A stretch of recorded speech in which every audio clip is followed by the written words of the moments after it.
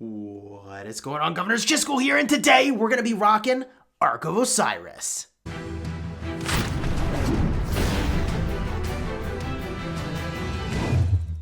Alright, my friends, today we're rocking Ark of Osiris. It's been a while since we posted an Ark of Osiris video. We actually have the last couple that we did saved up, and 2 weeks ago we couldn't even play Ark of Osiris. We made the call that instead we needed to focus on war, and it was our primary push time. So I said, look, we gotta keep the pressure up. That's what we did. So, you're watching our Ark of Osiris battle. Of course, we're rocking Attila and Takeda, which means we're going to be a rally lead in this context. We were before rocking Edward and Esong. That's a pair that I actually put a lot of stock into. I think they're very, very good. If you're in an earlier meta, I think that's a great choice. I like it a lot because the AoE makes it so you do a lot of damage to the folks that try to swarm your rally. And on top of that, I do think Tamaris is kind of very good as a commander that can apply a very effective debuff. I would have them be a part of the solo marches that are nearby the action, rather than maybe necessarily have them be required as the rally captains, although of course Edward and Tamaris are very good as rally captains as well. So at the start of this matchup, the first thing that we of course do is run and get our structures. We're using the fastest build possible, using the fastest commanders possible in the game. That's a Cao Cao Khan combination with the fastest move speed build. You can get a similar build onto a Belisarius. However, your Belisarius doesn't have the 10% march speed that a Cao Cao does. Still, though, you can get some really great results with that pairing. At this part, we're kind of looking around the map. We have a rally that goes to our own obelisk, and we get a captain in place in that obelisk to defend it in case it gets rallied. We noticed that they broke up one of their own rallies to put a lot of marches right next to their altar. A very smart play, and we canceled our own rally on their obelisk as well to position our marches more toward our own structures rather than in their back line. Now, in this matchup, it's a relatively even matchup by power, although we are, well, I mean, actually, in fairness, it's a 1 billion power rating to a 1.185 billion power rating. So I suppose we do have a pretty sizable edge. It doesn't seem like much, but it actually is a pretty sizable edge that we've got. Plus, our commanders are very, very good. And we're a bit lower on troops than we might have been otherwise, based on our KVK, which was insane. But for the most part, we've got all the troops we need to kind of do whatever it is that we want to do. In general, it seems like Richard I is one of the strongest garrison captains. Extremely versatile. If you knew you were going up against an Attila Takeda, you might use a different structure defense strategy. At this moment in time, we're using infantry in part because the infantry and archers are the two types of units that members of the Smash Squad have a lot of. Cavalry are the unit that got the most depleted during our KVK. One march that we are trying out, and by the way, I should interrupt that and call attention to the fact that we have the new Alliance skills in this matchup. You can see them in the panel over here, which is really exciting. We can talk a little bit about some of those choices. I think we would use different skills in the future. Overall, we chose skills that were too cheap. We found that there were times in the middle and the end of the match that we were full on our energy to use those alliance skills. So I think in the future, we would pick some that cost a little bit more to have some diversity. Here you can see we do have a swarm coming to assist our rally on the desert altar. However, they're arriving a little bit late to that action. And we probably could coordinate that timing a smidge better, but it is good that they're there. Given the context of the fact that so many people are swarming, and yes, our game just crashed, it doesn't really matter when they would have arrived, I think, because, I don't think we're getting this structure. They've got a really solid defense going right now. I actually take my march out of the obelisk because In general, you could drop your troops back in there if you know it's getting rallied. The march that we do spend a lot of time with downfield is an Ethelfled march. Ethelfled, Joan of Arc, very powerful, offers a lot of buffs. Ours actually was killed when we went to swarm with the rally, and we're sending another one back up. In general, because we're one of the first teleporters, we are filling rallies because it's really easy for us to do that. We're right on the front line. Given the context of the fact that more people could teleport up at the start of the match, if you pick the alliance skill that does that, I kind of wonder if we'll mix up what that looks like. We do get actually remarkably close to taking this altar. Dark Lord Vader comes in to give us some reinforcements at a pretty clutch moment. And we send another march over to try and just swarm this thing. Maybe we can swarm it down. I think the reality is that we can't, but a subsequent rally will do some pretty serious work here. We did actually capture the Shrine of Life. Somehow I'm the captain of that structure, which is pretty funny, with my Edward Sid. And, you know, look, I think it's very obvious at this point that, like, every rally you launch should have some Garrison commanders in there that you can switch to when the rally concludes. That's pretty standard fare for top tier play these days. So I'm not really revealing anything super secret by saying that. But if that's not something you've been thinking about, I would encourage you to do that. If you launch a rally and your alliance has depth of roster, which is definitely the case for our league team, you should have a captain in every rally, and you should be coordinated enough to have figured out in advance, well, who is going to be in that rally that we swap to be the captain should we win the structure. If we don't, then, you know, whatever. You do it again. So we're still battling with our first rally against this structure. It's possible we should have just canceled the rally and done it again. We do now have their Shrine of Life, which is a solid source of points for us.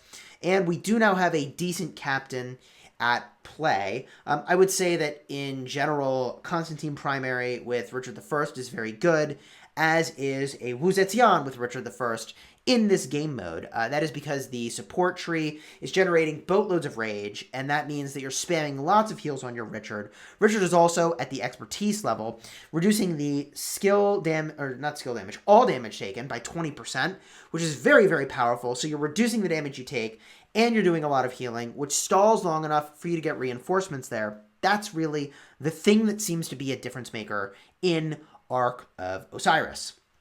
So as soon as our troops come back, which they now have, we'll launch another rally on this structure. And if we were being even more coordinated, we would have more Attila Takedas in our rally crew. And the second one rally ends, boom, you fire up another one from someone else who's just waiting for that moment. I think that's the better play. We even could have done that when it was getting really, really low. Our rally was getting low, and just say, well, cancel our rally and, you know, send in the next one is I think a pretty solid approach. So we check our rally here. There is one point during this matchup where we have the wrong troop type in one of our rallies, which I could have noticed but didn't because it was throwing axemen, and I don't know, I just wasn't accustomed to the sweet look of the T5 throwing axemen. And, you know, it's funny, going into this battle, I actually wasn't planning on using the alliance skills. I had so much going on that I was like, all right, other people, y'all can manage that. But I found myself kind of playing around with them, feeling like, oh, these are pretty intuitive, pretty straightforward once they've been selected. You know, War Drums is an ability that's going to, I don't know, I think it said I do more damage. Sure, that seems good. I think there was a different ability I actually should have chosen, but it was fine. We're going to win this particular structure, and we are going to swarm it as well. And we now, if you look at the map, are about to own every single altar on the map, which means, this game is going to be over very, very fast if they don't take that back. I did experience this problem during the match where I wanted to put my march into the Shrine of Life, but the Shrine of Life wouldn't load onto the screen. That's kind of awkward. We don't have a particularly great Garrison captain in this structure. I just put a mark on it. I'm like, Captain, please woo. Even though I'm in voice with folks, I wanted to make sure they knew which one I was asking for the captain to show up to. Again, I was in voice. It was totally unnecessary to put a marker down. I don't know why I did it. So I actually send my captains back to my city so I can go rally something else with Attila and Takeda, which, again, I think this is fairly non-optimal play. You really would want, in my opinion, like boom, boom, boom, boom, boom, back-to-back rallies. Now, of course, at this point, the only thing left to rally is the obelisk. So if Jen isn't rallying it, he will soon, or Abe might rally it. Either way, like that rally coming soon. Maybe at this point I'm volunteering to rally it. I don't know. More reinforcements arriving to the Desert Altar. It is getting rallied. We don't have a great captain. And with a great captain, you can hold those structures. You really can. It does really make a big difference to have a Wu Zetian available. And the reason I really like Wu Zetian for this task is that she doesn't care what type of troop is in that structure. Well, because she doesn't care what type of troop, that means that, look, if you rally calves, then great. Like, Wu Zetian doesn't care. If someone drops infantry in, Wu Zetian doesn't care. If someone else brings archers in, Wu Zetian doesn't care. So I like that a lot about Wu Zetian. The other thing I really like about Wu Zetian in this game mode is that swarming is a prevalent thing, and Wu Zetian has a ton of anti-swarm technology. She is very, very, very good for that particular activity. So we check our rally, and this is something I think a rally leader does need to do. You do need to groom your rally. I mean, look, people should join with the right troop type. People should join from not too far away. The reality is that sometimes they will, and you should just groom your rally to make sure that it's set up correctly. We send more troops up to the paw marker. I don't know that we're going to get there in time for anything meaningful. Maybe we will. Looks like we've got a proper captain in there at this point, so we take the paw marker off, and we've got our march about to arrive. I wonder if this is infantry I'm putting into this structure. Yeah. Okay, I take my Ethelflaed out, and I drop some infantry in. I like that choice. I think we have an E-song as the secondary there, so archers would have been better, but infantry is a fine choice in general for dropping into a flag, especially because cavalry rallies are so popular these days. Now, here is where I start to play around a bit with the alliance skills, and I'm kind of like, which one should I use? Can I use a lot of them? I'm not actually sure how that works. So here we use war drums, increase attack of up to 30 alliance members, which I assume affects the rally. It looks like, you see how there's that circle going around the rally? I think war drums is affecting it. Could be wrong. We also see another march has just walked into that area, and I wonder if they become affected by war drums. I can't tell exactly how that works. I will give HB credit, the alliance that we were battling against, for defending the heck out of this obelisk. There were a bunch of times where I thought we might capture it, and then we don't. They fought very hard to maintain that structure, which is a correct play. You need to hold your obelisk. That is a very important structure so you can teleport forward, and more importantly, so that the enemy cannot teleport forward, which, yes, we absolutely would have teleported right into that area and started rallying cities. That's the thing we're trying to do. Here I activated a skill that, I don't know, a hard push may or may not make the difference. I'll have to pull that up in a moment and look at the ability to describe it to you because I'm still getting accustomed to all these different skills that are available to us. It is worth mentioning that at the start of Ark League, none of these skills will be available. That's because the devs want to make sure that they're balanced, and I think that's excellent, that is a thing that they're trying to do. Here we're on voice, and notice that in our rally, we didn't have a garrison captain, so I mark it to say, hey, we should have a captain get here. And we actually have someone switch from the desert altar to make their way over to the shrine. So we are rallying this obelisk still. We're not going to get it, which is a bummer. However, we are doing some pretty fierce work. One thing that I kind of wonder whether or not this is true, I've heard this, I haven't verified it, which is that in an Attila Takeda rally, or in any rally in general, when you do skill damage, the credit for the skill damage goes to the captains of the rally, and I guess all the normal and counterattack damage credit goes to everybody. It's split across the rally. But because Attila and Takeda do normal attack damage, my understanding is that people who are who are in that rally get a kind of even number of points as the rally leader, which I think that's cool if that's how it works. I have no clue if that actually is a thing or not. Drop a message in the comments if you know whether or not that is how that works. Toward the end of this matchup, by the way, we see that we've got a pretty solid lead. We feel like we have pretty strong control of the match. This was, we felt, by the way, like a really great as sort of practice for League, because I remember when I was in Kingdom 39, we would get matchups where the opposing alliance would just get like pushed all the way back to their starting zone, and completely mismatched. And the problem with that is that we're really not getting any practice in that situation. And I did appreciate that these folks, they fought really hard. I thought they played pretty well. How would I coach this team, by the way? How would I coach this team? That's a very interesting question. I think what's happening here is that our depth of roster is really making a profound difference. I do think our level of organization is very high, but I think our depth of roster is really enabling us to push very hard on this side of the map, both in terms of our offensive commanders using Attila Takeda, but also in terms of the defensive commanders that we're using. We've got, how many Wu Zetians on this side? W Smash has one, and Budamax has one, and Abe and Jen. So, we've got at least 4 Wu Zetians and 2 Constantines on this side of the map. Yeah. So, every structure could have a Wu, and that makes a difference. It really makes a difference, people. Okay, so at this point, we're sort of playing around with what alliance skills we're going to use next.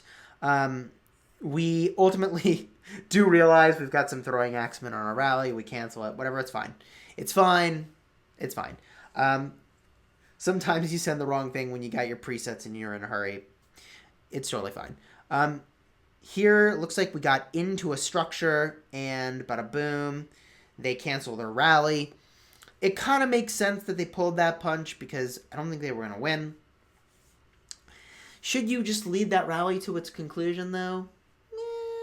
Maybe not. Maybe not. Maybe not. We're going to launch another rally on this obelisk in just a moment. You can see, by the way, our energy's maxed out. We probably should have just used it on the, thing that gives you more alliance teleports, I guess. I don't know. That's conceivable. I did really like getting more teleports at the start of the match. I actually think that's a pretty gosh darn big deal. What is that really doing for you? I guess maybe I don't think you should use it in perfect play. If everyone was playing perfectly, you probably don't need it, because you've got this like perfect orchestration of who is where and when and why. But I think the reality is that it takes it puts some slack into the system, reducing the amount of time that it takes for people to walk back and forth because they're able to teleport forward is a pretty big deal. It's a pretty big deal. Yeah, I actually have a lot I want to say about that, but I'll hold off for now. By the way, our Ark League registration just popped, which I'm very much looking forward to registering our team. It should be a lot of fun this season. Do I think we'll win? Don't know. Do I hope we'll make it certainly to the top 32? I would think yes. I feel like we're a pretty strong contender for that with the quality of the team that we've assembled, and I am really happy with the team we've assembled. So here, by the way, I do not execute well with my Ethelfled. I'm sort of derping around because I want to hit the obelisk, and I should have just turned her around and fought in the open field. Instead, I'm too busy launching all these active skills. There's War Drums. And you can see, it looks like War Drums only affects the people that are there when you activate it. I assume, yeah, it does look like that's the case, because when the rally breaks, all those players don't have a War Drums buff, which is kind of interesting. Huh. Okay. All right, well, we've got a bunch of skills fired off at the same time. We were talking at one point, like, do these even stack? Is that a thing? Is that a thing? I don't know. We do now activate Hard Push. Again, do all these things stack up? I'm really not sure. We had so much energy at the end. We were like, fire all the skills, which is not a great strategy. Don't do that. That's not a thing. I actually couldn't find the War Drums buff anywhere other than the visual indicator that you see on the rally. Yeah. I need to go watch this video a little more closely to see how that's going. At this point in the matchup, we are in second place for points. Maximus is in first. Spoiler alert, Maximus is going to maintain that rank. It does look like they used an ability on our altar, but we were able to beat their rally. And now we're sending... Looks like somebody's requested cavalry, so we're hand-selecting some cavalry. Yes, we're sending T4. We're out of T5, and we were not going to use healing speed-ups, because we really... when you're winning, you don't need to use healing speed-ups. Like this match is, at this point, in my opinion, basically over, because a lot would have to change to flip this battlefield. We own all 4 of the altars, which is just an unbelievable number of points per minute. We're probably pulling down like 800 plus points per minute right now, which, whew, that's pretty tough. That is pretty tough to deal with. In general, when I think about Ark of Osiris League and things that change in League specifically, one thing that I think is going to be really important is all the micro optimizations. The better the team, the fewer mistakes you can make against them before you actually get punished by those mistakes. So there were times when we didn't have a Garrison captain in a rally. Well, gosh darn it, we have to fix that because we will get punished at the top end for that sort of an error. And, in this matchup where we're already winning, okay, so it's really not a big deal. And that's why I like the off-season matches. This is your opportunity to learn and get better as a team. That is a very important time for your team. This Shrine of Life, by the way, is taking a beating. I think we do at some point lose this Shrine of Life and have to retake it. That was a structure that we had prioritized less than the other ones because, look, it's fewer points. We're not doing healing anyways. I suppose we could be doing sort of denial of healing for the folks in HB, but we honestly were just there because we already had the altar. And we generally feel like, look, if you can pressure the altar and the shrine at the same time effectively, then it forces the opponent to make a choice. And if you win either one of those, you're in a good position. The alternate stance that you could take is to say, I actually don't care about both. I'm just going to pressure one and go all in. The problem with that route is that if you just pressure one and go all in, and then they could defend all in on one side, and you may have a harder time actually getting anything accomplished by virtue of having focused. Depending on how well they play, defenders have a pretty distinct advantage by virtue of being so close in physical proximity from their own cities to the structure that they're reinforcing. You can get multiple marches into that structure in the same time that someone can probably run a single march over to reinforce a rally. So pretty big distinction there in terms of the advantage of being close to what it is that you're defending. On the topic of defending, it looks like we are the captain of a structure at the moment. We make W Smash the captain, and now we send out our troops, I think, to just go and, hit a structure. And basically, I, want this march to die. I really want this march to die so I can send a full one.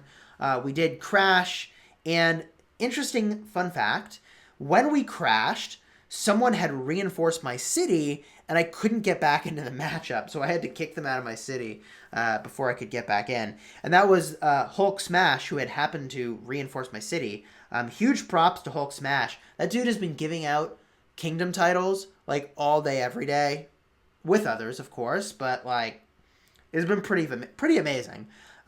They actually sit there and, when we're rallying Barb Fort 10s, they give justice to the person whose rally is in flight, so that we get there faster. I mean, bravo. That is excellent.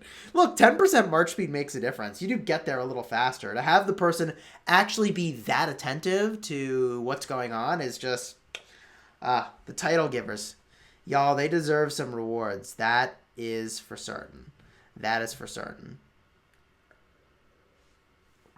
Don't mind me staying hydrated. We did a live stream today. Did a lot of talking. If you haven't seen the live stream, let's get a card up in the top. You should definitely check it out. What did we do on our live stream? We took down a barbarian keep. We took down all of the Karak ceremony bosses. Spoiler alert, we did get some legendary commander sculptures, but we did not get Karak's Humility, which is a really great set of epic infantry pants. I mean, you're net gaining like a what? 1 to 3 percentage points of stats, which like, okay, it's not that big a deal, but those optimizations I think will end up being pretty important. Here we've got another rally hitting, and we're actually hitting cities at this point. I do think that the Shrine of Life at this stage of the matchup was in trouble. There's only 5 minutes actually left in the matchup, though, so this is going to be fine. This is going to be fine. You see Joe the Farmer just became the Justice flashing across the screen. That's probably because they're rallying a Barb 410. That might have even showed up in this matchup, which is kind of interesting and awkward, but I, might have missed it. I might have missed it. It is funny that the Kingdom titles flash while you're in here. Like, I guess you need to know because you might want to leave the matchup to go do something about it. But at the same time, like, really? You're going to go leave Ark of Osiris? By the way, our city is now getting rallied.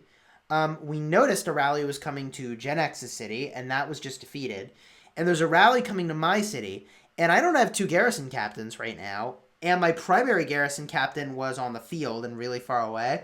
So I was basically waiting for Richard to come back when I noticed that's a Dragon Lancer. We're getting troll rallied. They're trolling me. But that was kind of awesome, I'm not going to lie. We put Richard on the wall anyways because, got to play optimally. And, okay, so it was only a small number of marches in there, but that was pretty cool. That was pretty cool. I'll take a city rally in Ark. That's kind of funny. So we're still rallying this obelisk. We're having a hard time with it. They do have a counter rally set. I think that counter rallying in the Attila Takeda meta is going to be more important than ever. I think it's a strong tactic. With 2 minutes and 22 seconds left, we've got 51,000 points. They've got 12,000 points. What do you see in this matchup that you think we could do better? I actually will be really curious to know what those things are so that we personally can improve our game. And if you like this video, please do like and subscribe. We built the Smash Squad to play an Ark League and to have a Warrior Kingdom. We've demonstrated in this KVK that we are a Warrior Kingdom, and now it's time to have a lot of fun in Ark League. And I worded that purposefully, have a lot of fun in Ark League. It should be a lot of fun. I enjoy playing Ark with the people that we're playing with. We do have a good time doing this. This is going to be good. This is going to be good. I'll leave you with a shameless plug for Kingdom 75. We are recruiting as soon as KVK ends. We will have spaces for some number of people. We've purposely created this to swap in to join the Ark League. So we're not going to fully fill our roster. So if we make it to the end game, maybe a few more folks can join us when we can swap out subs. Anyways, hopefully you enjoyed this video. Like and subscribe, and until next time, you have fun smashing the kingdom.